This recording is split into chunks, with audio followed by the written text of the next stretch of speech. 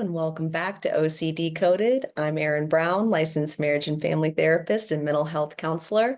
I have OCD myself, and my goal with this is to help you learn how to take your OCD and turn it into a superpower. So today we're going to be talking about rules and rituals.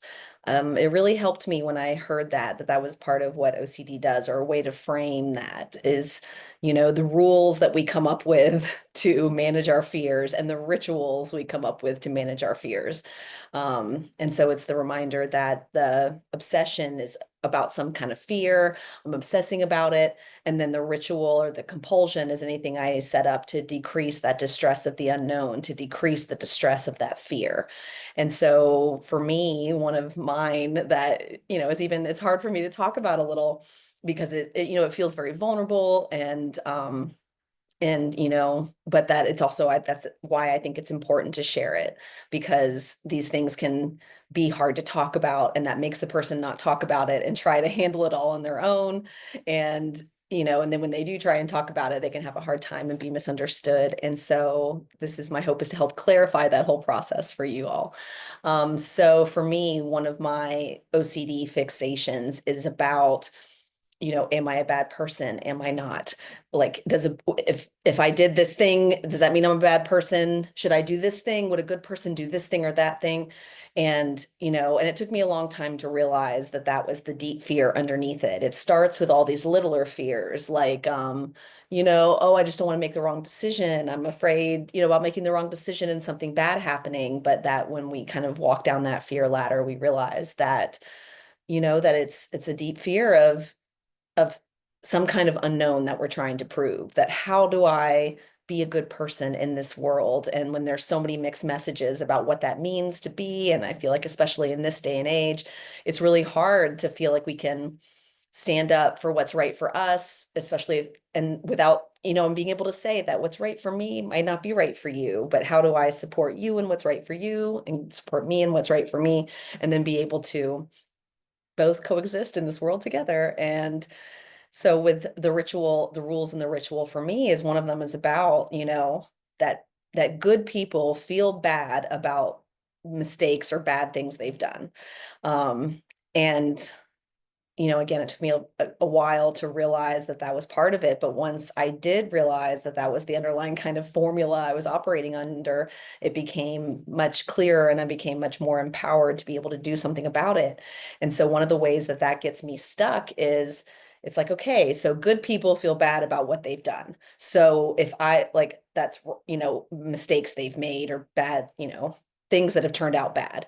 And so if I'm a good person, I will feel bad about what I've done wrong. But what I didn't realize for a really long time was, if I'm operating under that formula, under that assumption, then that means I always have to feel bad about what I did wrong. I realized how much OCD traps you into that. That's like, okay, good people feel bad about what they did wrong. So I have to feel bad about what I did wrong forever. Otherwise, I'm a bad person. Like if I ever stop feeling bad about something I did, then that means I'm a bad person. But then, the opposite of that is just then, so I feel bad forever, that I can't feel good. Otherwise, I'm a bad person. And with OCD, there's usually something in there about that. It's like, if I feel good or if I do something I want to do, then I'm bad. And so then the ways the rules and the rituals get caught up in that can become so difficult. And so for me, what this looks like is, okay, so the rule is good people feel bad about mistakes that they've made, or bad things they've done, things that they've done that hurt other people, even unintentionally. And so the rule is that. And then the ritual for me was beating myself up. And so again, I was not realizing that then I was having to beat myself up forever. I could never stop beating myself up, because if I stopped beating myself up, then I was a bad person. And so it was like, good people beat themselves up about bad things they've done. And so then again, the ritual is just to beat myself up.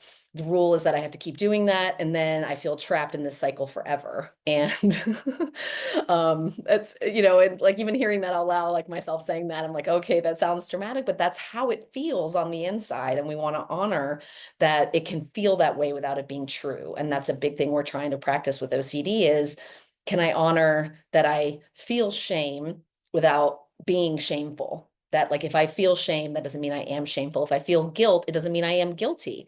That those things are pointing me toward ways that I can improve, not trying to punish me for things that I've done or say that I'm a bad person and I should just give up because I'm a bad person. You know, that at the end of the day, the goal is to keep trying, that if we make a mistake, we have to try again. We keep trying to do the next right thing, you know, what for, and then with OCD, that's difficult too, because it's like, well, what's the next right thing? And what's the next right thing for me? And then the goal is to try something and be able to assess it and then try something else. But again, OCD gets really stuck with that whole idea of, you know, is it working? Keep doing it. And if it's not, stop. But OCD gets really, the reason OCD has a hard time with that is because it's like, well, how do I know it's not working? How do I know I should stop? When do I know that it's just, I haven't practiced it enough times yet? Or how do I know that I just don't, I haven't mastered this skill, or if I need to do this, or if it is something to release? And that's the whole thing that gets OCD really stuck.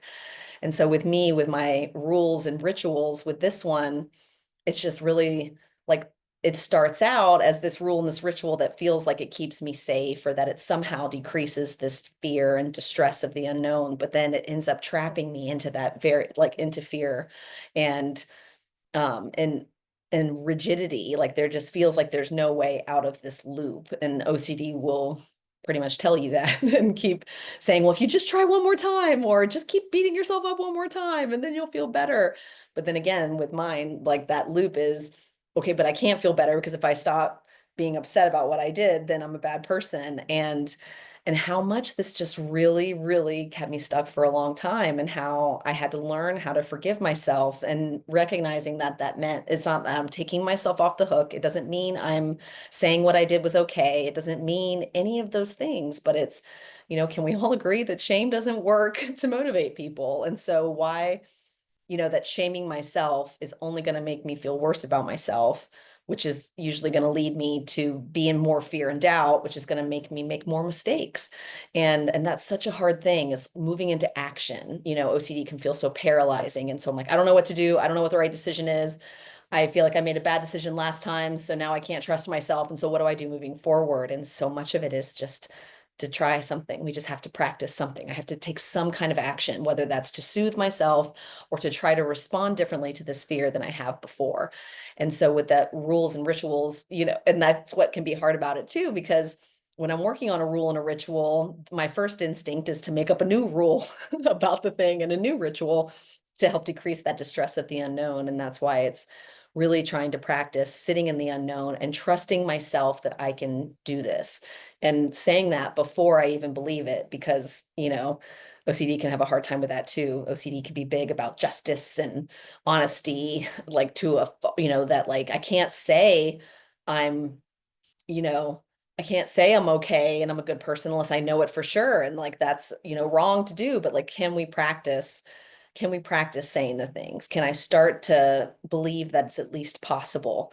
And one of the ways that I got through this, my own stuckness with this one thing, was really realizing that either way, my next step is to take an action that I believe is right and I believe can help someone else, and, you know, and to take what I've been through to help somebody else in that kind of way. But that like, so if I'm a bad person and I want to be good, person, I try to do the next right thing. And if I'm a good person who still wants to be a good person, I try to still do the next right thing. And it really opened my eyes that this rule that I've been operating under, that good people feel bad about what they did, you know, that there's a time component to that. Like, how do I release myself from this? And that one of the ways to do that is by doing something differently. You know, the whole point of an apology or any kind of amends or any kind of thing like that is changed behavior. And so if I have made a mistake, or done something that ended up hurting someone else, or, you know, made a decision that didn't turn out the way I thought,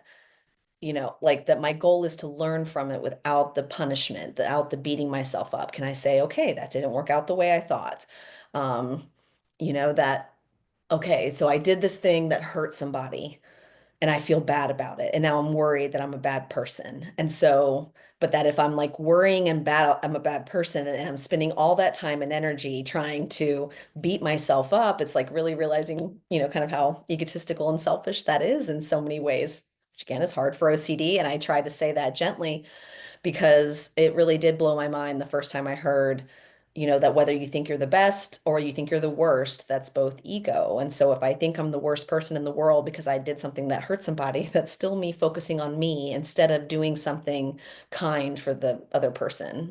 And that the way I've started to look at it differently is, okay, so if I've done something wrong or made a mistake, can I sit with that feeling for a moment of, oh gosh, like, oh, that did not turn out the way I thought. And can I get the seed of learning from that experience? Can I recognize, okay, I try to ask myself all the questions, but why? Like all the when, where, what, how, but not the why. Why tends to imply judgment. But like, okay, so when did this happen?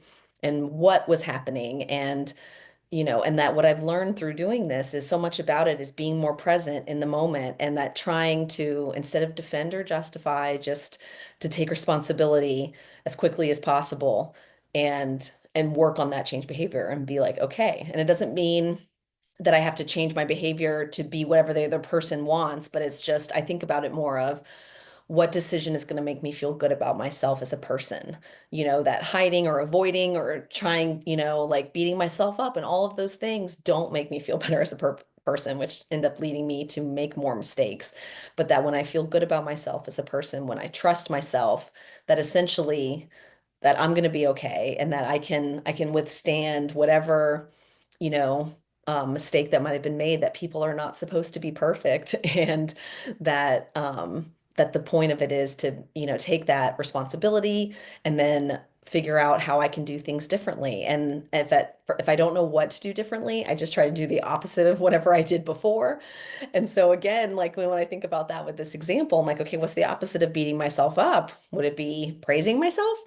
But then that makes me think about, okay, so it's not gonna be like, oh, you did a great job messing that one up, Aaron. But it's more of the idea of, can I look at some of the things I did well in this situation that, while yes, I made a mistake, there was probably something in there too that I did do well, or can I at least acknowledge that I am aware that I made the mistake and I'm working to correct it, and focusing on that we know that positive reinforcement is what actually works. And so that whole thing of, can I just do the opposite of what I've been doing? And so try not beating myself up. And when I challenged myself to do that, it really did shock me the first time that I was like, I really thought if I didn't beat myself up that I was gonna like run around like a selfish monster, just doing whatever I wanted all the time. And I was pleasantly surprised to see that when I stopped beating myself up, I actually felt better about myself and made more decisions that made me feel better about myself, because instead of spending that time beating myself up,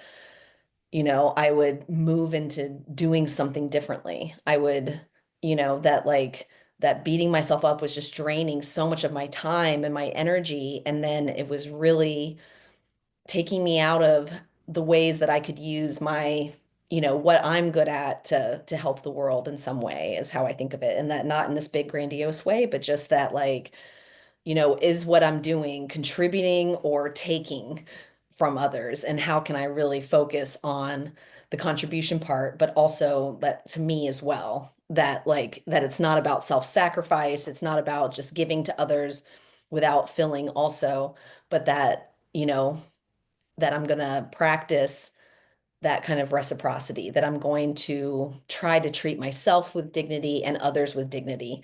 And that word can be really big, but and so how to then, like if I'm going to create rules and rituals, and it's okay to kind of do that at first as I'm trying to practice them, but that the goal is to recognize that there is not one template. There's not one fix all. There's not like I can go, okay, that was this situation and this is how I should have handled it. So every time I have that situation, I'm going to handle it this way.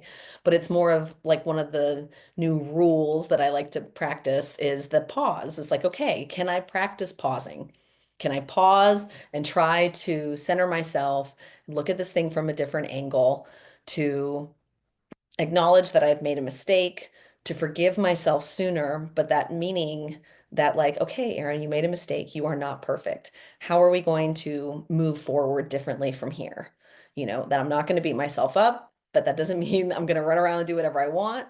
That, like, by not beating myself up, I was able to continue to spread my light in a way. It's like how I think about it, like shine my light, that I want to shine my light. When I feel bad about myself, my light dims. And I kind of like that whole idea about, with candles that like a candle has its light, and when you light another candle with your candle, then they're both shining brightly. It's not like the first candle loses its flame to help light the other one. And so, but that if I'm in fear and doubt, then my flame is getting smaller and smaller, and then it's harder for me to, light other people's or inspire other people's lights. And that's the way I want to try to move through this world differently is I want to make my rules and my rituals more about love and light. I want to be a light in this world. I want to lead with love is one thing that I think of often is how can I lead with love?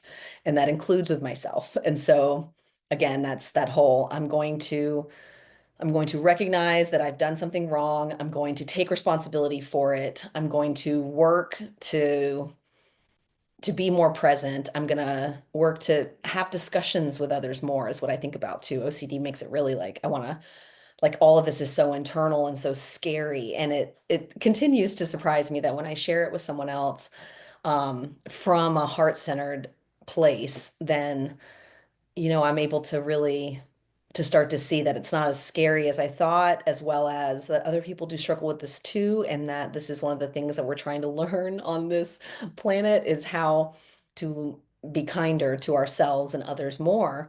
And so with these rules and rituals, the point of it being, I feel like I say that a lot, but that how to recenter on like what are the things I'm trying to bring into this world? What are what are the ways that actually work to help me to live the life I want and to feel centered and okay.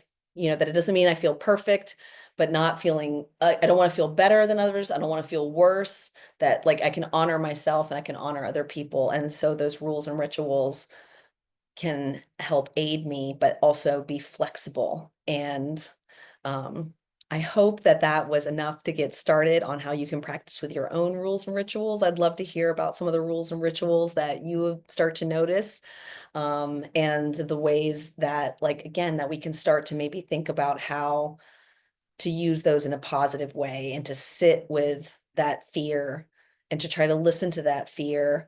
And then instead of running from that fear, can I understand what it's trying to help me with? And can I approach that fear in a different way? And that is our goal with all of this. So until next time, I wish you the best and I'll be rooting for you.